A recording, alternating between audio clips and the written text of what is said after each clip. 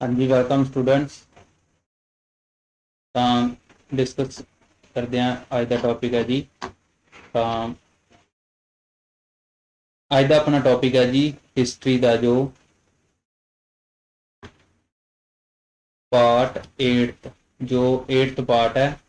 Topic का नाम है एग्लो सिक्स वॉर। जो एग्लो सिक्स वॉर्स हुई ने, जो एग्लो सिख युद्ध होए ने, उन्होंने बारे डिस्कस करते हैं जी। एग्लो सिक्स वॉर्स हुई ने, उन्होंने बारे आप वन बाय वन डिस्कस करांगे जी। तो वीडियो नू लास्ट तक देखना सारे, ता ही टॉपिक है जो समझ आऊगा। तो टॉपिक का नाम की है एग्लो सिक्स वॉर। जेकर आप गल करिए कि महाराजा रणजीत सिंह की मौत जो 1839 ईस्वी दे विच जो अकाल चलाना कर गए सन महाराजा रणजीत सिंह।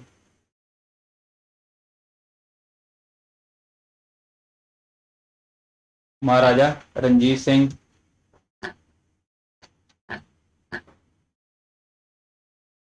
की मौत, जो महाराजा रणजीत सिंह की मौत तो बाद जिहड़े भी उत्तराधिकारी आए, जो अगे नैक्सट उत्तराधिकारी आउणगे वो कमजोर ते अयोग सिद्ध होणगे। जो उत्तराधिकारी आउणगे नैक्सट कमजोर ते अयोग सिद्ध होए। क्यों होए जी? क्योंकि उन्होंने कोल एक लीडरशिप नहीं सी, सही तरीके नाल लीड नहीं कर पा रहे सन। कमजोरी के कारण, हुण इन्हां दी कमजोरी के कारण लाहौर राज दे विच धड़ेबंदी ने जन्म लिया। हुण इन्हां दी कमजोरी कारण लाहौर दे विच दो धड़े बन गए ते जिन्हां दा अंग्रेजी सरकार ने की फायदा उठाया। इन्हां दी कमजोरी कारण लाहौर राज विच धड़ेबंदी, जो धड़ेबंदी ने जन्म लिया सीगा।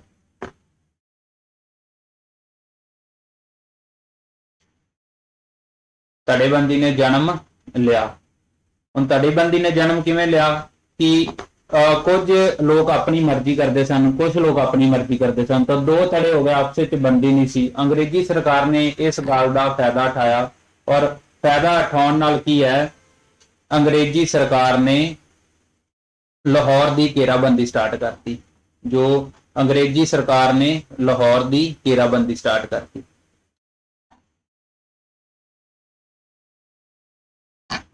अंग्रेजी सरकार ने लाहौर की घेराबंदी स्टार्ट करती और घेराबंदी जो स्टार्ट की तो 1835 ईस्वी दे विच फिरोजपुर ते कब्जा किया गया।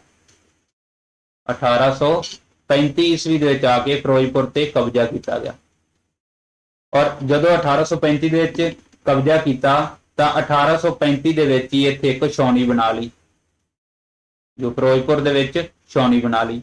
हुण सैना इत्थे आ गई, लाहौर जाना की है सौखा हो गया। और जो हाकम सिद्ध होए वो की है, उन्होंने दे विच गड़बड़ी आ गई। जो रणजीत सिंह तो बाद जो भी हाकम आए उन्होंने दे विच कोई एडी ज्यादा लीडरशिप वाली गल नहीं सीगी। उस तो बाद कौन कौन हाकम आउणगे? खड़क सिंह आएगा जी, खड़क सिंह तो बाद राणी जिंदा, उस तो शेर सिंह।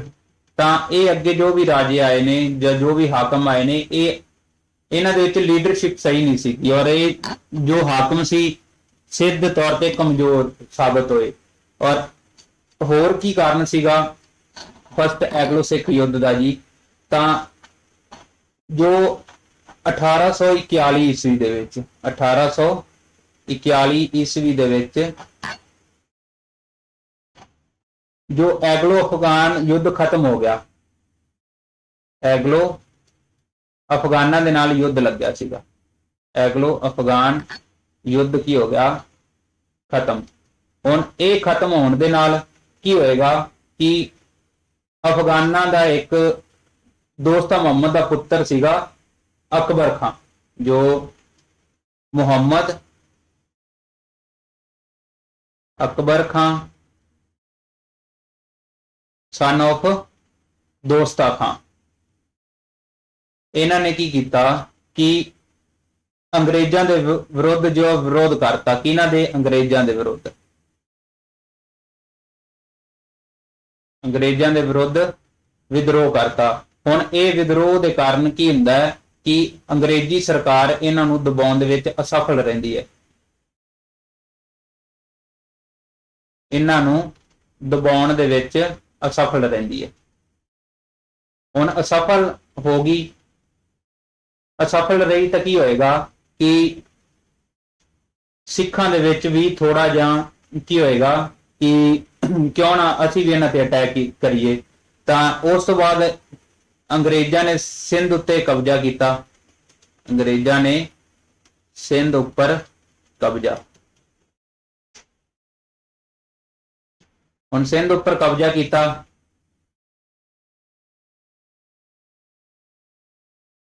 कदों किया गया? 1843 ईस्वी दे विच। 1843 दे विच सिंध उपर कब्जा। और जो उस समय गवर्नर जनरल सीगा एलबरा, जो गवर्नर सीगा एलबरा, एलन बरा, और ये पंजाब के उपर कब्जा करने की कोशिश कर रहा सी। पंजाब के उपर कब्जा करने की कोशिश कर रहा सी।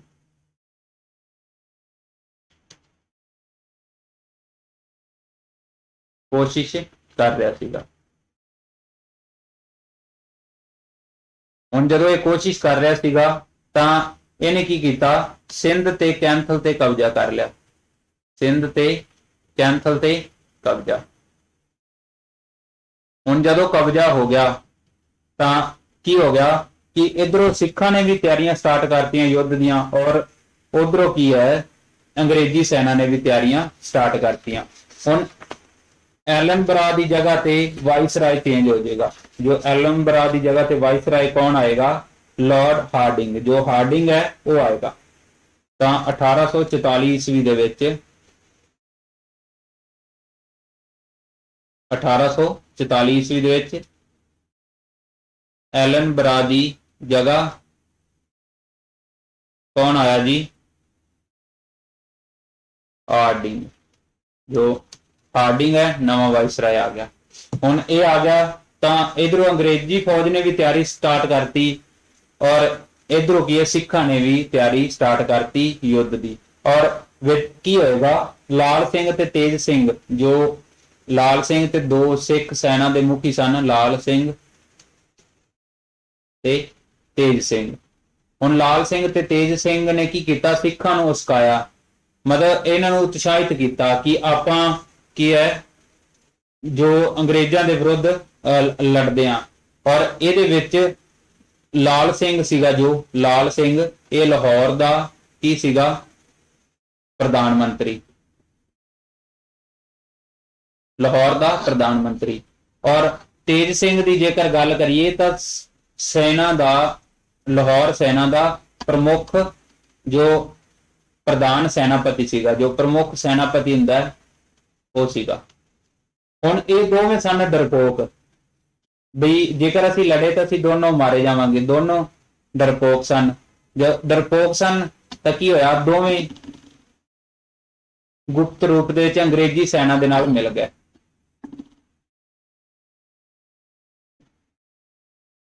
गुप्त रूप विच अंग्रेजी सेना दे नाल मिल गए। हुण जदों मिल जाणगे तां की होएगा कि उन्हां नूं पता ही सीगा कि पहले ही मिले हुए ने, तां युद्ध दे विच तां ऑब्वियसली हारांगे हारांगे। तां हार्डिंग जो सीगा उसने 13 दसंबर 1845 नूं सिखां दे विरुद्ध जंग का ऐलान करता। सिखां दे विरुद्ध जंग का ऐलान कर दिता। हुण जदों जंग का ऐलान कर दिता तां क्योंकि जंग का ऐलान क्यों करते हैं? रीजन की हुंदा है? इस तो पहला 11 दसंबर नूं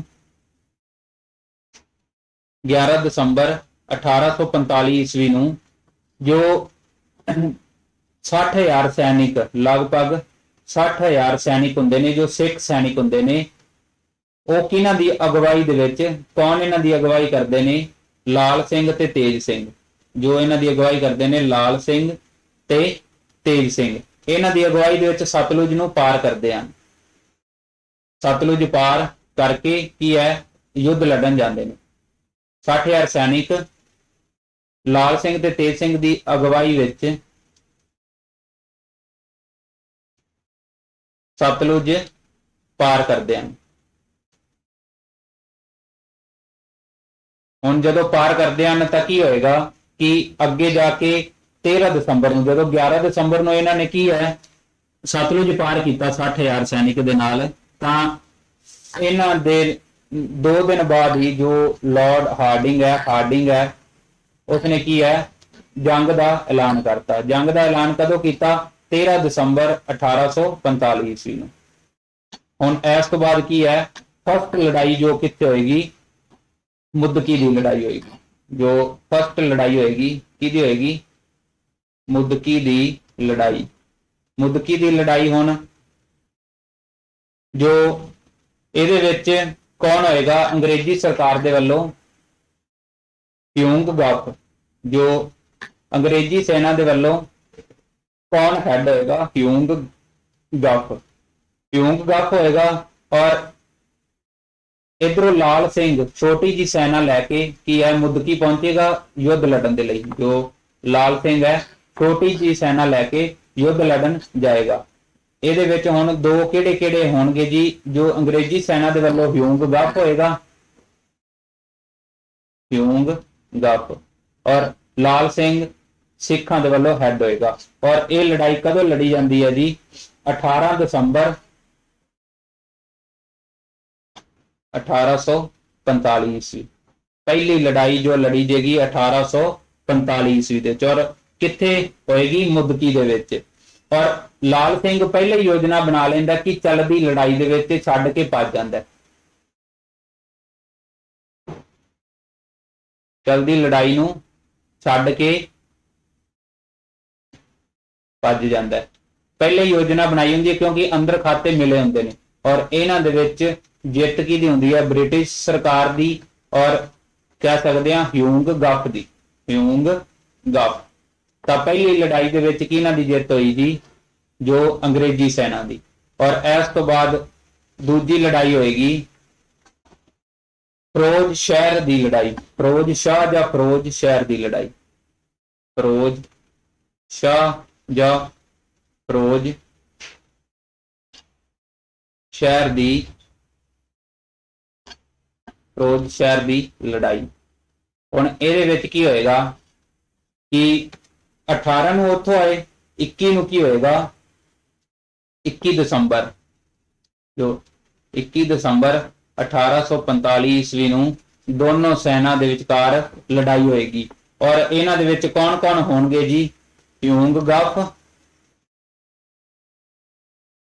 ह्यूंग गफ वर्सेस इधरों दो हैड कौन होणगे? लाल सिंह ते तेज सिंह। लाल सिंह ते तेज सिंह। हुण लाल सिंह ते तेज सिंह की पहले योजना बनी हुंदी है। तां जो लाल सिंह है वो तां युद्ध होण स्टार्ट होण तो पहले ही रात नूं की है भज जांदा है। जो अजे युद्ध स्टार्ट ही नहीं होया तां इह की होएगा? रात नूं भज जाएगा। रात नूं लाल सिंह भज गया। और जदों लाल सिंह रात नूं भज जांदा है तां तेज सिंह है ये सिखां दी जित नहीं चाहुंदा हुंदा सीगा। ये सिखां दी जो है जित नहीं चाहुंदा सी। हुण ये जित नहीं चाहुंदा सी, वो रात नूं भज गया। बट फिर भी जो सिख सेना बड़ी बहादुरी दे नाल लड़ी और एंड ते आके की है हार जाती है। क्यों हार जाती है? क्योंकि इन्हां दे जो लीडर ने वो सही तरीके नाल काम नहीं कर रहे। और इन्हां दे विच भी जित है जो ह्यूंग गफ दी हुंदी है। और उस तो बाद हुण तीसरी जो लड़ाई होएगी, तीसरी लड़ाई दे विच तीसरी लड़ाई होएगी बद्दोवाल की लड़ाई। जो लुधियाने वाला बद्दोवाल की लड़ाई। हुण सतलुज पार करके की है बद्दोवाल पहुंचते हैं। जो सतलुज पार करके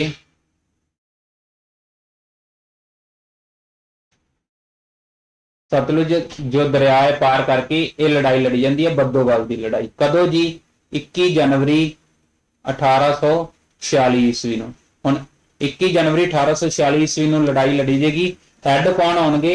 ਇਧਰੋਂ ਤਾਂ ਹੋਣਗੇ ਜੀ ਰਣਜੋਧ ਸਿੰਘ ਮਜੀਠੀਆ, ਜੋ ਹੈਡ ਹੋਣਗੇ ਰਣਜੋਧ ਸਿੰਘ ਮਜੀਠੀਆ, ਔਰ ਉਧਰੋਂ ਹੈਡ ਕੌਣ ਹੋਣਗੇ? Ranjodh Singh Majithia versus Henry Smith. ਹੁਣ ਹੈਡ ਚੇਂਜ ਹੋ ਚੁੱਕੇ ਨੇ ਦੋਨਾਂ ਸੈਨਾਵਾਂ ਦੇ, ਔਰ ਇਹਦੇ ਵਿੱਚ ਜੀ ਰਣਜੋਧ ਸਿੰਘ ਮਜੀਠੀਆ ਦੇ ਨਾਲ ਜੋ ਵੀ ਸੈਨਾ ਹੁੰਦੀ ਹੈ ਬਹੁਤ ਬਹਾਦਰੀ ਦੇ ਨਾਲ ਲੜਦੀ ਹੈ, ਔਰ ਇਹਨਾਂ ਦੇ ਵਿੱਚ ਜਿੱਤ ਕਿਹਨਾਂ ਦੀ ਹੋਏਗੀ?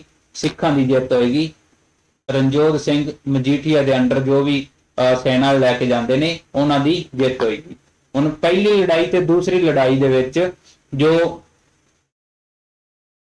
ਜਿੱਤ ਹੋਏਗੀ ਹੋਏਗੀ ਬ੍ਰਿਟਿਸ਼ ਦੀ। ਤੀਸਰੀ ਲੜਾਈ ਦੇ ਵਿੱਚ ਸਿੱਖਾਂ ਦੀ ਜਿੱਤ ਹੋਏਗੀ, ਔਰ ਇਸ ਤੋਂ ਬਾਅਦ ਆਲੀਵਾਲ ਦੀ ਲੜਾਈ ਹੋਏਗੀ ਜੀ। ਅਲੀਵਾਲ ਦੀ ਲੜਾਈ, ਅਲੀਵਾਲ ਦੀ ਲੜਾਈ ਦੇ ਵਿੱਚ ਕੀ ਹੋਏਗਾ ਕਿ 28 ਜਨਵਰੀ 1846 ਈਸਵੀ ਨੂੰ ਹੋਏਗੀ। 28 ਜਨਵਰੀ 1846 ਈਸਵੀ ਨੂੰ ਹੋਏਗੀ। ਇਹਨਾਂ ਦੇ ਵਿੱਚ ਕੌਣ ਹੋਏਗਾ? ਇਧਰੋਂ ਤਾਂ ਰਣਜੋਧ ਸਿੰਘ ਮਜੀਠੀਆ, ਔਰ ਉਧਰੋਂ ਹੈਡ ਕੌਣ ਹੋਏਗਾ? Henry Smith. ਹੁਣ ਇਹਦੇ ਵਿੱਚ ਕੀ ਹੋਏਗਾ ਕਿ ਹੈਨਰੀ ਸਮਿਥ ਪਹਿਲਾਂ ਹੀ ਰਣਜੋਧ ਸਿੰਘ ਮਜੀਠੀਆ ਦੀ ਚਾਲ ਸਮਝ ਜਾਂਦਾ ਹੈ ਕਿ ਇਹਨਾਂ ਨੇ ਅਟੈਕ ਕਿਸ ਪਾਸੋਂ ਕਰਨਾ, ਔਰ ਇਹਨਾਂ ਦੇ ਵਿੱਚ ਚਾਲ ਪਹਿਲਾਂ ਹੀ ਪਤਾ ਹੋਣ ਕਰਕੇ ਹੈਨਰੀ ਸਮਿਥ ਦੀ ਕੀ ਹੁੰਦੀ ਹੈ ਜੀ? ਜਿੱਤ ਹੁੰਦੀ ਹੈ। ਔਰ ਲਾਸਟ ਲੜਾਈ ਸੀ ਸਬਰਾਉਂ ਦੀ ਲੜਾਈ, ਸਬਰਾਉਂ ਦੀ ਲੜਾਈ, ਔਰ ਸਬਰਾਉਂ ਦੀ ਲੜਾਈ ਦੇ ਵਿੱਚ ਹੀ ਜਦੋਂ ਸਤਲੁਜ ਪਾਰ ਕਰਕੇ ਸਬਰਾਉਂ ਦੇ ਡੇਰੇ ਲਗਾਏ ਹੁੰਦੇ ਨੇ ਤੇਜ ਸਿੰਘ ਤੇ ਲਾਲ ਸਿੰਘ ਨੇ। ਇਹਨਾਂ ਦੇ ਵਿੱਚ ਜਦੋਂ ਲਾਲ ਸਿੰਘ ਤੇ ਤੇਜ ਸਿੰਘ ਡੇਰੇ ਲਗਾਉਂਦੇ ਨੇ ਸਬਰਾਉਂ ਵਿਖੇ ਜਾ ਕੇ, ਉੱਥੇ 13 ਦਿਨ ਕੋਈ ਹਮਲਾ ਨਹੀਂ ਕੀਤਾ ਜਾਂਦਾ। ਜਦੋਂ 13 ਦਿਨ ਕੋਈ ਹਮਲਾ ਨਹੀਂ ਕੀਤਾ ਜਾਂਦਾ, ਅੰਗਰੇਜ਼ਾਂ ਨੂੰ ਸਿਰਫ ਕੀ ਹੈ? ਸੰਭਲਣ ਦਾ ਮੌਕਾ ਦਿੱਤਾ ਜਾਂਦਾ। ਤੇਜ ਸਿੰਘ ਤੇ ਲਾਲ ਸਿੰਘ, ਲਾਲ ਸਿੰਘ ਨੇ ਸਬਰਾਉਂ ਵਿਖੇ ਡੇਰੇ ਲਗਾ ਲਏ।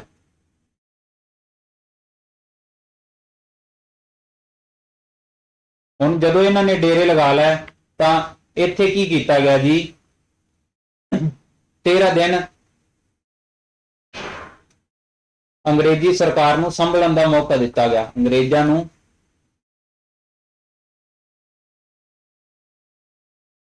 ਸੰਭਲਣ ਦਾ ਮੌਕਾ ਕਿਉਂ ਦਿੱਤਾ ਗਿਆ? ਕਿਉਂਕਿ ਅਟੈਕ ਨਹੀਂ ਕਰ ਰਹੇ ਸਨ, ਨਾ ਹੀ ਤਾਂ ਇਧਰੋਂ ਅਟੈਕ ਹੋ ਰਿਹਾ ਸੀ ਔਰ ਨਾ ਹੀ ਉਧਰੋਂ ਅਟੈਕ ਹੋ ਰਿਹਾ ਸੀ। ਔਰ ਯੁੱਧ ਜਦੋਂ ਸ਼ੁਰੂ ਹੁੰਦਾ ਹੈ ਤਾਂ ਲਾਲ ਸਿੰਘ ਤੇ ਤੇਜ ਸਿੰਘ ਦੋਨੋਂ ਹੀ ਕੀ ਹੈ? ਮੈਦਾਨ ਛੱਡ ਕੇ ਭੱਜ ਜਾਂਦੇ ਹਨ। ਮੈਦਾਨ ਛੱਡ ਕੇ ਭੱਜ ਗਏ, ਔਰ ਜਦੋਂ ਮੈਦਾਨ ਛੱਡ ਕੇ ਭੱਜ ਜਾਂਦੇ ਹਨ ਉਸ ਤੋਂ ਬਾਅਦ ਸ਼ਾਮ ਸਿੰਘ ਅਟਾਰੀ ਬੜੇ ਹੀ ਧਿਆਨ ਨਾਲ ਔਰ ਸੂਝਵਾਨ ਹੁੰਦੇ ਨੇ, ਔਰ ਇਹਨਾਂ ਦੀ ਅਗਵਾਈ ਦੇ ਵਿੱਚ ਸੈਨਾ ਲੜਦੀ ਹੈ ਸ਼ਾਮ ਸਿੰਘ ਅਟਾਰੀ ਦੀ। ਬਟ ਉਹਨਾਂ ਦੀ ਲੜਦੇ ਲੜਦੇ ਕੀ ਹੈ? ਮੌਤ ਹੋ ਜਾਂਦੀ ਹੈ। ਸ਼ਾਮ ਸਿੰਘ ਅਟਾਰੀ ਦੀ ਮੌਤ ਹੋ ਗਈ ਸੀ। ਹੁਣ ਜਦੋਂ ਇਹਨਾਂ ਦੀ ਮੌਤ ਹੋ ਜਾਏਗੀ ਤਾਂ ਸਿੱਖਾਂ ਦੀ ਕੀ ਹੋ ਜਾਏਗੀ? ਹਾਰ ਹੋ ਜਾਏਗੀ। ਸਿੱਖਾਂ ਦੀ ਹਾਰ। ਜਦੋਂ ਸਿੱਖਾਂ ਦੀ ਹਾਰ ਹੋ ਗਈ ਤਾਂ ਸਬਰਾਉਂ ਵਾਲਾ ਯੁੱਧ ਵੀ ਕੀ ਹੈ? ਹਾਰ ਜਾਣਗੇ। ਔਰ ਸਬਰਾਉਂ ਦੀ ਹਾਰ ਦੇ ਪਿੱਛੋਂ ਜਦੋਂ ਸਿੱਖਾਂ ਦੀ ਹਾਰ ਹੋ ਗਈ, ਅੰਗਰੇਜ਼ੀ ਸੈਨਾ ਨੇ ਸਬਰਾਉਂ ਦੀ ਜਿੱਤ ਤੋਂ ਬਾਅਦ ਸਤਲੁਜ ਨੂੰ ਕੀ ਕੀਤਾ? ਪਾਰ ਕੀਤਾ। ਸਤਲੁਜ ਪਾਰ ਕੀਤਾ ਕਿਹਨਾਂ ਨੇ? ਅੰਗਰੇਜ਼ੀ ਸੈਨਾ ਨੇ। ਹੁਣ ਅੰਗਰੇਜ਼ੀ ਸੈਨਾ ਜਦੋਂ ਸਤਲੁਜ ਪਾਰ ਕਰੇਗੀ ਤਾਂ ਇਹ ਜਾ ਕੇ ਲਾਹੌਰ ਦੇ ਵਿੱਚ ਡੇਰੇ ਲਗਾ ਲੈਣਗੇ। 20 ਫਰਵਰੀ 1846 ਈਸਵੀ ਨੂੰ ਇਹਨਾਂ ਨੇ ਕੀ ਕੀਤਾ? ਲਾਹੌਰ ਦੇ ਵਿੱਚ ਸੈਨਾ ਪਹੁੰਚ ਗਈ। ਜੋ ਅੰਗਰੇਜ਼ੀ ਸੈਨਾ ਸੀਗੀ, ਅੰਗਰੇਜ਼ੀ ਸੈਨਾ ਲਾਹੌਰ ਪਹੁੰਚ ਗਈ। ਲਾਹੌਰ ਪਹੁੰਚ ਗਈ ਸੀ। ਹੁਣ ਇਸ ਤੋਂ ਬਾਅਦ ਕੁਝ ਸੰਧੀਆਂ ਹੋਣਗੀਆਂ। ਇਸ ਤੋਂ ਬਾਅਦ ਕੀ ਹੋਏਗਾ? ਕੁਝ ਸੰਧੀਆਂ ਹੋਣਗੀਆਂ ਜਿਨ੍ਹਾਂ ਦੇ ਲਈ ਮਤਲਬ ਅੰਗਰੇਜ਼ੀ ਸਰਕਾਰ ਤੇ ਲਾਹੌਰ ਸਰਕਾਰ ਦੋਨਾਂ ਦੇ ਵਿਚਕਾਰ ਸੰਧੀਆਂ ਹੋਣਗੀਆਂ। ਜਿਵੇਂ ਫਸਟ ਜੋ ਆਪਾਂ ਗੱਲ ਕਰੀਏ ਤਾਂ ਲਾਹੌਰ ਦੀ ਸੰਧੀ, ਲਾਹੌਰ ਦੀ ਦੂਸਰੀ ਸੰਧੀ ਔਰ ਫਿਰ ਪੈਰੋਵਾਲ ਦੀ ਸੰਧੀ ਹੋਈ ਸੀਗੀ। ਤਾਂ ਇਹਨਾਂ ਦੇ ਬਾਰੇ 1 ਬਾय 1 ਡਿਸਕਸ ਕਰਦੇ ਆ। ਸਭ ਤੋਂ ਪਹਿਲਾਂ ਤਾਂ ਕੁਐਸਚਨ ਇਹ ਆਉਂਦਾ ਹੈ ਕਿ ਜੇਕਰ ਆਪਾਂ ਗੱਲ ਕਰੀਏ ਵੀ ਕੁਐਸਚਨਸ ਆਉਂਦੇ ਕਿੱਦਾਂ ਨੇ, ਤਾਂ ਕੁਐਸਚਨ ਇਹ ਆਉਂਦਾ ਹੈ ਵੀ ਫਸਟ ਐਂਗਲੋ ਸਿੱਖ ਯੁੱਧ ਕਦੋਂ ਹੋਇਆ। ਪਹਿਲਾ ਐਂਗਲੋ ਸਿੱਖ ਯੁੱਧ ਕਦੋਂ ਹੋਇਆ? ਤਾਂ ਇਹ ਹੋਇਆ ਜੀ 1845 ਤੇ 46 ਈਸਵੀ ਦੇ ਵਿੱਚ। ਔਰ ਜੇਕਰ ਗੱਲ ਕਰੀਏ ਕੁੱਲ ਯੁੱਧ ਕਿੰਨੇ ਲੜੇ ਗਏ, ਕੁੱਲ ਯੁੱਧ ਕਿੰਨੇ ਲੜੇ ਗਏ? 5। 5 ਦੇ ਵਿੱਚੋਂ ਜੇਕਰ ਸਿੱਖਾਂ ਦੀ ਜਿੱਤ ਕਿੰਨਿਆਂ ਦੇ ਵਿੱਚ ਹੋਈ? 5 ਦੇ ਵਿੱਚੋਂ 1। ਔਰ ਅੰਗਰੇਜ਼ੀ ਸੈਨਾ ਦੀ ਜਿੱਤ ਕਿੰਨੇ ਦੇ ਵਿੱਚ ਹੋਈ? ਅੰਗਰੇਜ਼ੀ ਸੈਨਾ ਦੀ ਜਿੱਤ ਹੁੰਦੀ ਹੈ ਜੀ 4 ਦੇ ਵਿਚਕਾਰ। ਆਹੀ ਕੁਐਸਚਨ ਆਉਂਦਾ ਹੈ ਕੁੱਲ ਯੁੱਧ ਕਿੰਨੇ ਲੜੇ ਗਏ? 5। ਸਿੱਖਾਂ ਨੇ ਕਿੰਨੇ ਜਿੱਤੇ? 1।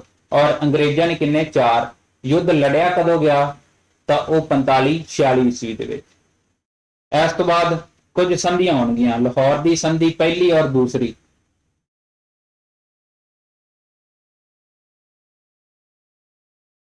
ਤਾਂ ਲਾਹੌਰ ਦੀ ਪਹਿਲੀ ਸੰਧੀ ਦੀ ਗੱਲ ਕਰੀਏ ਤਾਂ ਕਦੋਂ ਹੋਈ?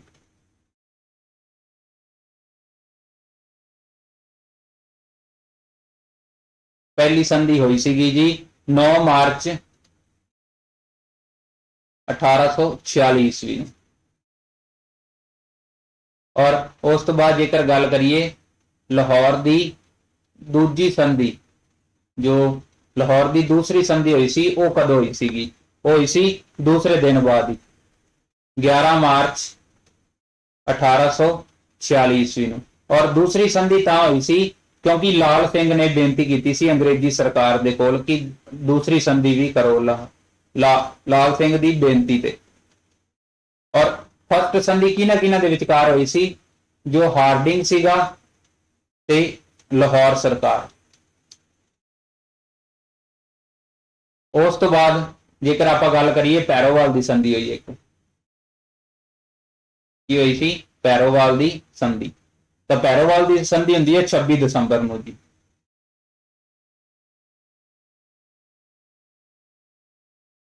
ਪੈਰੋਵਾਲ ਦੀ ਸੰਧੀ ਕਦੋਂ ਹੋਏਗੀ? 26 ਦਸੰਬਰ 1846 ਈਸਵੀ ਨੂੰ। ਤਾਂ 3 ਸੰਧੀਆਂ ਤੁਸੀਂ ਯਾਦ ਰੱਖਣੀਆਂ ਨੇ ਜਿਹੜੀਆਂ ਤੁਹਾਡੇ ਪੇਪਰ ਪੁਆਇੰਟ ਆਫ ਵਿਊ ਤੋਂ ਬਹੁਤ ਜ਼ਿਆਦਾ ਜ਼ਰੂਰੀ ਨੇ। ਤਾਂ ਉਸ ਤੋਂ ਬਾਅਦ ਕੀ ਹੋਏਗਾ ਜੀ, ਜੋ ਆਪਣੇ ਕੋਲ ਫਸਟ ਐਂਗਲੋ ਸਿੱਖ ਯੁੱਧ ਖਤਮ ਹੋਣ ਤੋਂ ਬਾਅਦ ਸੈਕਿੰਡ ਐਂਗਲੋ ਸਿੱਖ ਯੁੱਧ ਸਟਾਰਟ ਹੋਏਗਾ। ਹੁਣ ਸੈਕਿੰਡ ਜੋ ਹੈ ਸੈਕਿੰਡ ਐਂਗਲੋ ਸਿੱਖ ਵਾਰ ਕਦੋਂ ਹੋਏਗਾ? ਇਹ ਹੋਏਗਾ ਜੀ 1848 ਤੋਂ 49 ਦੇ ਵਿਚਕਾਰ। ਇਹਦੇ ਵਿੱਚ ਕੁੱਲ ਯੁੱਧ ਨੇ ਜੋ ਉਹ ਲੜੇ ਜਾਣਗੇ 4। ਉਹਦੇ ਵਿੱਚ ਸਿੱਖ ਜਿਹੜੇ ਨੇ ਉਹ ਜਿੱਤਣਗੇ 2। ਜੋ ਬ੍ਰਿਟਿਸ਼ ਸਰਕਾਰ ਹੈ ਉਹ ਵੀ ਜਿੱਤੇਗੀ 2, ਦੋਨੋਂ ਜਿੱਤਣਗੇ। ਔਰ ਪਹਿਲਾ ਜੋ ਐਂਗਲੋ ਸਿੱਖ ਯੁੱਧ ਹੈ ਉਹ ਖਤਮ ਹੋਣ ਦੇ ਬਾਅਦ ਸਿੱਖਾਂ ਦੇ ਵਿੱਚ ਬੜੀ ਨਿਰਾਸ਼ਾ ਸੀ ਕਿ ਅਸੀਂ ਜੋ 5 ਯੁੱਧ ਲੜੇ ਨੇ ਉਹਨਾਂ ਦੇ ਵਿੱਚੋਂ 4 ਹਾਰ ਗਏ। ਇੱਕ ਤਾਂ ਇਹ ਸੀ, ਔਰ ਇੱਕ ਕੀ ਹੈ, ਗਊ ਸੰਬੰਧੀ ਝਗੜਾ ਹੋਇਆ ਸੀ। ਜੋ ਗਊ ਸੰਬੰਧੀ ਝਗੜਾ ਜੋ ਅੰਗਰੇਜ਼ਾਂ ਤੇ ਜੋ ਹਿੰਦੂਆਂ ਦੇ ਵਿਚਕਾਰ ਹੋਇਆ ਸੀਗਾ ਲਾਹੌਰ ਵਾਲੇ ਏਰੀਏ ਦੇ ਵਿੱਚ, ਗਊ ਸੰਬੰਧੀ ਝਗੜਾ। ਹੁਣ ਇਹ ਝਗੜਾ ਕਦੋਂ ਹੋਇਆ ਸੀਗਾ? ਇਹ 21 ਅਪ੍ਰੈਲ 1846 ਈਸਵੀ ਨੂੰ। ਹੁਣ 21 ਅਪ੍ਰੈਲ 1846 ਈਸਵੀ ਨੂੰ ਕੀ ਹੁੰਦਾ ਹੈ ਕਿ ਯੂਰਪੀਅਨ ਤੋਪ ਦਾ ਰਸਤਾ ਗਊਆਂ ਨੇ ਰੋਕ ਲੈਂਦੇ ਨੇ। ਜੋ ਯੂਰਪੀਅਨ ਤੋਪਾਂ ਹੁੰਦੀਆਂ ਨੇ, ਯੂਰਪੀਅਨ ਤੋਪਾਂ, ਔਰ ਯੂਰਪੀਅਨ ਤੋਪਾਂ ਦਾ ਰਸਤਾ ਜੋ ਹੈ ਉਹ ਕਿਹਨਾਂ ਨੇ ਰੋਕ ਲਿਆ? ਗਊਆਂ ਨੇ ਰੋਕ ਲਿਆ ਸੀਗਾ। ਔਰ ਜਦੋਂ ਰਸਤਾ ਗਊਆਂ ਨੇ ਰੋਕ ਲਿਆ ਤਾਂ ਅੰਗਰੇਜ਼ੀ ਸੈਨਾ ਨੇ ਕੀ ਹੈ ਉਹਨਾਂ ਦੇ ਉੱਪਰ ਤਲਵਾਰ ਚਲਾ ਦਿੱਤੀ। ਜਦੋਂ ਅੰਗਰੇਜ਼ੀ ਸੈਨਾ ਨੇ ਉਹਨਾਂ ਦੇ ਉੱਪਰ ਤਲਵਾਰ ਚਲਾਤੀ ਤਾਂ ਹਿੰਦੂ ਤੇ ਜਿਹੜੇ ਸਿੱਖ ਸੀਗੇ ਉਹ ਭੜਕ ਉੱਠੇ ਸਨ। ਜੋ ਗਊਆਂ ਦੇ ਉੱਪਰ ਕੀ ਕੀਤਾ ਗਿਆ? ਤਲਵਾਰ ਚਲਾਈ।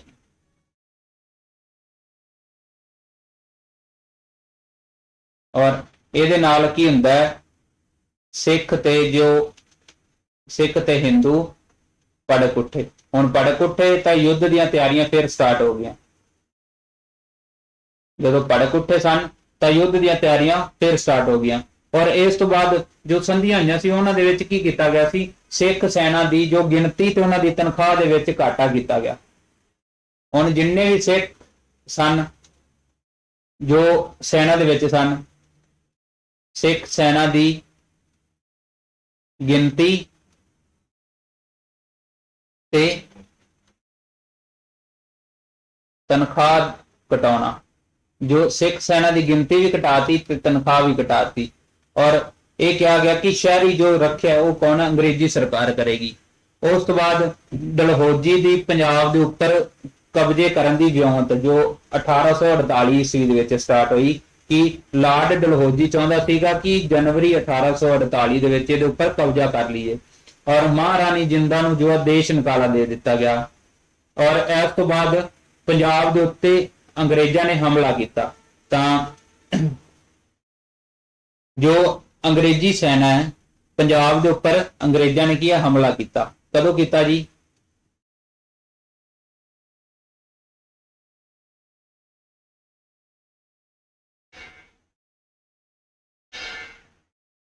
जो पंजाब के उपर अंग्रेजी सेना का हमला, तो अंग्रेजी सेना जो 9 नवंबर 1848 ईस्वी 9 नवंबर 1848 ईस्वी सतलुज दरिया पार करके की है पंजाब पहुंचे।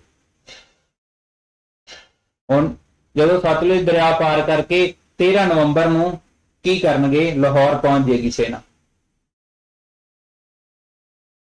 13 नवंबर नूं जो सेना है लाहौर पहुंच गई।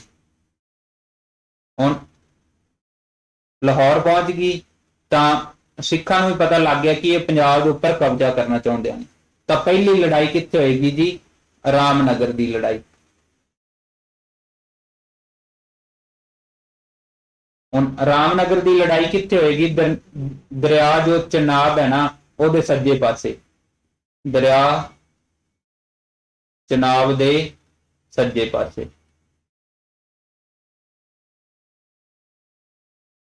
और ये लड़ाई होएगी जी 12 नवंबर 1848 ईस्वी में। 12 नवंबर 1848 ईस्वी में। और इन्हां दे विच कौन कौन लड़नगे जी? शेर सिंह अटारी वाले,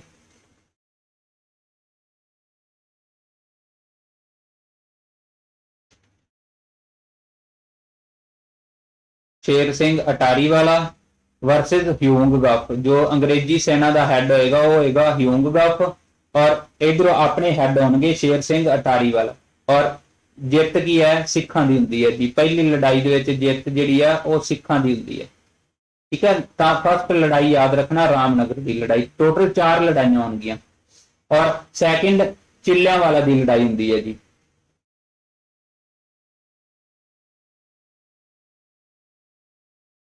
चिल्लियां वाला की लड़ाई, जो चिल्लियां वाला की लड़ाई होएगी वो कदों होएगी? तो यह होएगी 13 जनवरी 1848 ईस्वी में। जो तीसरी चिल्लियां वाले की लड़ाई इन्हां दे विच भी जित किहनां दी होएगी? सिखां दी। जित दूजी लड़ाई दे विच भी किहनां दी होएगी? सिखां दी जित होएगी। और इस तो बाद मुल्तान की लड़ाई होएगी।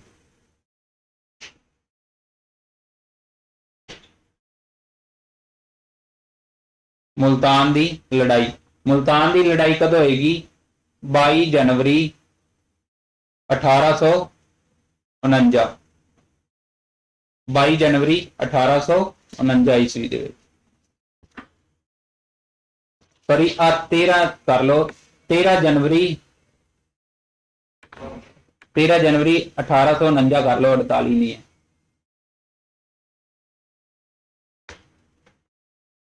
1849, 13 जनवरी 1849। और इन्हां दे विच जित भी की है सिखां दी होएगी। उस तो बाद जो मुल्तान की लड़ाई होएगी ਉਹਦੇ ਵਿੱਚ 22 जनवरी 1849 ईस्वी ਨੂੰ ਕੀ ਹੋਏਗਾ? सिख सेना का जो हैड होएगा वो होएगा मूल राज। और जो ब्रिटिश सरकार का जो होएगा वो होएगा जरनल विश। ਜਰਨਲ ਵਿਸ਼, ਔਰ ਇਹਦੇ ਵਿੱਚ ਜਿੱਤ ਕਿਹਦੀ ਹੋਏਗੀ? ਜੋ ਜਰਨਲ ਵਿਸ਼ ਦੀ, ਬ੍ਰਿਟਿਸ਼ ਸਰਕਾਰ ਦੀ। ਔਰ ਜੇਕਰ ਉਸ ਤੋਂ ਬਾਅਦ ਗੱਲ ਕਰੀਏ ਗੁਜਰਾਤ ਦੀ ਲੜਾਈ, ਜੋ ਲਾਸਟ ਲੜਾਈ ਸੀ ਗੁਜਰਾਤ ਦੀ ਲੜਾਈ, ਔਰ ਗੁਜਰਾਤ ਦੀ ਲੜਾਈ ਹੁੰਦੀ ਹੈ 21 ਫਰਵਰੀ 1849 ਈਸਵੀ ਨੂੰ, ਔਰ ਸਵੇਰ ਮਾਰਨਿੰਗ ਦਾ ਟਾਈਮ ਹੁੰਦਾ ਜੀ 7:30 ਵਜੇ ਦਾ। ਜੋ ਲੜਾਈ ਦਾ ਟਾਈਮਿੰਗ ਹੋਏਗੀ ਕਿੰਨੀ ਹੋਏਗੀ? 7:30 AM ਜਦੋਂ ਲੜਾਈ ਹੋਏਗੀ। ਤਾਂ ਗੁਜਰਾਤ ਦੇ ਕਿੱਥੇ?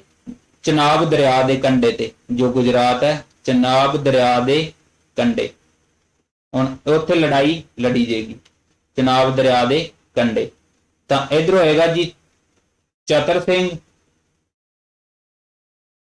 ਐਂਡ ਸ਼ੇਰ ਸਿੰਘ, ਜੋ ਸਿੱਖਾਂ ਦਾ ਹੈਡ ਹੋਏਗਾ। ਉਧਰੋਂ ਹਿਊਂਗਅਪ ਹੋਏਗਾ, ਔਰ ਇਹਦੇ ਵਿੱਚ ਜਿੱਤ ਕਿਹਦੀ ਹੁੰਦੀ ਹੈ ਜੀ? ਅੰਗਰੇਜ਼ੀ ਸਰਕਾਰ।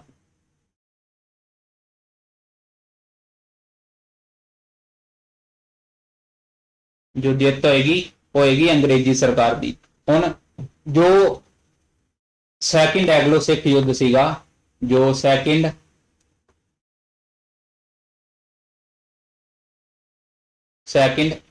ਐਗਲੋ ਸਿੱਖ ਵਾਰ, ਉਹਦੇ ਵਿੱਚ ਕੀ ਹੋਇਆ? 1848 ਤੋਂ ਲੈ ਕੇ 49 ਤੱਕ ਜੋ ਲੜਾਈਆਂ ਲੜੀਆਂ ਗਈਆਂ, 2 ਲੜਾਈਆਂ ਸਿੱਖਾਂ ਨੇ ਜਿੱਤ ਲਈਆਂ ਜੀ, 2 ਲੜਾਈਆਂ ਬ੍ਰਿਟਿਸ਼ ਨੇ। ਟੋਟਲ ਲੜਾਈਆਂ ਕਿੰਨੀਆਂ ਹੋਈਆਂ? ਜੋ ਟੋਟਲ ਸੀਗੀਆਂ, ਟੋਟਲ ਵਾਰ, ਟੋਟਲ ਯੁੱਧ ਕਿੰਨੇ ਹੋਏ? 4 ਹੋਏ, ਯਾਦ ਰੱਖਣਾ ਤੁਸੀਂ। ਔਰ ਇਸ ਤੋਂ ਬਾਅਦ ਪੰਜਾਬ ਨੂੰ ਜੋ ਬ੍ਰਿਟਿਸ਼ ਸਰਕਾਰ ਨੇ ਆਪਣੇ ਅੰਡਰ ਮਿਲਾ ਲਿਆ ਸੀਗਾ, ਬ੍ਰਿਟਿਸ਼ ਸਾਮਰਾਜ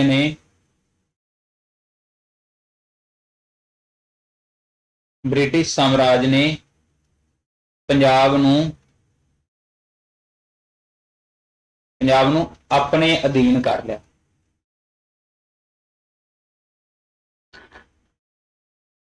ਆਪਣੇ ਅਧੀਨ ਕਰ ਲਿਆ। ਕਦੋਂ ਕੀਤਾ ਜੀ ਆਪਣੇ ਅਧੀਨ? 29 ਮਾਰਚ 1849 ਈਸਵੀ ਨੂੰ। ਹੁਣ ਇਸ ਤੋਂ ਬਾਅਦ ਕੀ ਹੋਏਗਾ ਕਿ ਮਹਾਰਾਜਾ ਦਲੀਪ ਸਿੰਘ ਸੀਗਾ, ਉਸ ਨੂੰ ਗੱਦੀ ਤੋਂ ਉਤਾਰ ਦਿੱਤਾ। ਮਹਾਰਾਜਾ ਦਲੀਪ ਸਿੰਘ ਜੋ ਪੰਜਾਬ ਦੀ ਗੱਦੀ ਤੇ ਬੈਠੇ ਸੀਗੇ, ਉਹਨਾਂ ਨੂੰ ਗੱਦੀ ਤੋਂ ਉਤਾਰ ਦਿੱਤਾ। ਹੁਣ ਗੱਦੀ ਤੋਂ ਉਤਾਰ ਦਿੱਤਾ ਤਾਂ ਕੀ ਹੋਏਗਾ? ਉਹਨਾਂ ਨੂੰ ਪੈਨਸ਼ਨ ਲਾ ਦਿੱਤੀ ਗਈ, ਪੈਨਸ਼ਨ ਮੰਥ ਦੀ ਪੈਨਸ਼ਨ ਲਾ ਦਿੱਤੀ ਗਈ ਵੀ ਜੋ ਅੱਜ ਤੋਂ ਪੰਜਾਬ ਬ੍ਰਿਟਿਸ਼ ਸਰਕਾਰ ਦੇ ਅੰਦਰ ਹੈ ਤਾਂ ਤੁਹਾਨੂੰ ਪੈਨਸ਼ਨ ਦਿੱਤੀ ਜਾਏਗੀ 4 ਤੋਂ 5 ਲੱਖ ਪਰ ਮੰਥ ਦਾ, ਤੇ 4 ਤੋਂ 5 ਲੱਖ ਪਰ ਮੰਥ ਦੀ ਪੈਨਸ਼ਨ ਦਿੱਤੀ ਜਾਏਗੀ। ਔਰ ਮੂਲ ਰਾਜ ਤੇ ਮਹਾਰਾਜਾ ਦਲੀਪ ਸਿੰਘ ਨੂੰ ਕਾਲੇ ਪਾਣੀ ਦੀ ਬਾੜ ਦੇ ਵਿੱਚ ਸਜ਼ਾ ਦਿੱਤੀ ਗਈ ਸੀ। ਖਾਲਸਾ ਸੈਨਾ ਨੂੰ ਤੋੜ ਕੇ ਬ੍ਰਿਟਿਸ਼ ਸੈਨਾ ਦੇ ਅੰਡਰ, ਜੋ ਖਾਲਸਾ ਸੈਨਾ ਨੂੰ ਤੋੜ ਕੇ ਬ੍ਰਿਟਿਸ਼ ਸੈਨਾ ਅੰਦਰ ਮਿਲਾਇਆ ਗਿਆ। ਜਦੋਂ ਬ੍ਰਿਟਿਸ਼ ਸੈਨਾ ਦੇ ਅੰਦਰ ਮਿਲਾਇਆ ਗਿਆ ਤਾਂ ਜੋ ਉੱਥੋਂ ਦੇ ਸਾਰੇ ਪ੍ਰਮੁੱਖ ਸਰਦਾਰ ਸੀਗੇ ਜੋ ਅੰਗਰੇਜ਼ਾਂ ਦੇ ਨਾਲ ਲੜਨਾ ਚਾਹੁੰਦੇ ਸਨ, ਉਹਨਾਂ ਨੂੰ ਵੀ ਕੀ ਹੈ ਦਬਾ ਲਿਆ ਗਿਆ, ਉਹਨਾਂ ਨੂੰ ਵੀ ਦਬਾ ਲਿਆ ਗਿਆ ਸੀਗਾ। ਔਰ ਪੰਜਾਬ ਦੇ ਵਿੱਚ ਜੋ ਅੰਗਰੇਜ਼ਾਂ ਅਫਸਰਾਂ ਦੀ ਨਿਯੁਕਤੀ ਕੀਤੀ ਜਾਣ ਲੱਗੀ, ਪੰਜਾਬ ਵਿੱਚ ਅੰਗਰੇਜ਼ਾਂ ਅਫਸਰਾਂ ਦੀ ਨਿਯੁਕਤੀ ਕੀਤੀ ਜਾਣ ਲੱਗੀ। ਹੁਣ ਅੰਗਰੇਜ਼ੀ ਅਫਸਰ ਜਿੰਨੇ ਵੀ ਜ਼ਿਆਦਾ ਹੋਣਗੇ ਤਾਂ ਨਵੇਂ ਤਰੀਕੇ ਦੇ ਨਾਲ ਪੰਜਾਬ ਨੂੰ ਦਬਾਉਣਾ ਕਿੱਦਾਂ, ਉਹ ਸਾਰੇ ਆਈਡੀਆ ਦੇਣਗੇ। ਔਰ ਜੋ ਹੱਦਾਂ ਨੇ ਉਹਨਾਂ ਨੂੰ ਸਟਰੋਂਗ ਕੀਤਾ ਗਿਆ, ਜੋ ਪੰਜਾਬ ਦੀਆਂ ਉੱਤਰੀ ਪੱਛਮੀ ਹੱਦਾਂ ਸੀ ਉਹਨਾਂ ਨੂੰ ਸਟਰੋਂਗ ਕੀਤਾ ਗਿਆ। ਉੱਤਰੀ ਪੱਛਮੀ ਹੱਦਾਂ ਨੂੰ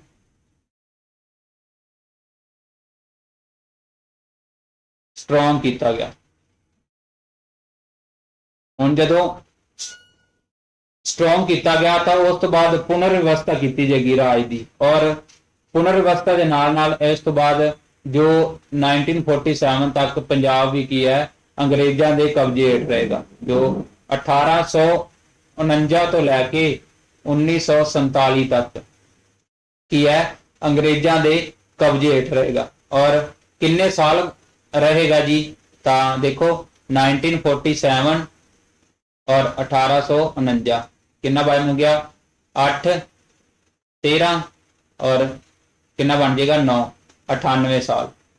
पूरे 98 साल जेकर गल करिए पंजाब ब्रिटिश सरकार दा गुलाम किन्ने साल रहा, तो किन्ने साल रहा जी 98 साल। और ये क्वेश्चन एक बार पेपर दे विच पूछा गया है और तुसी इस नूं ध्यान नाल नोट कर लेना जी।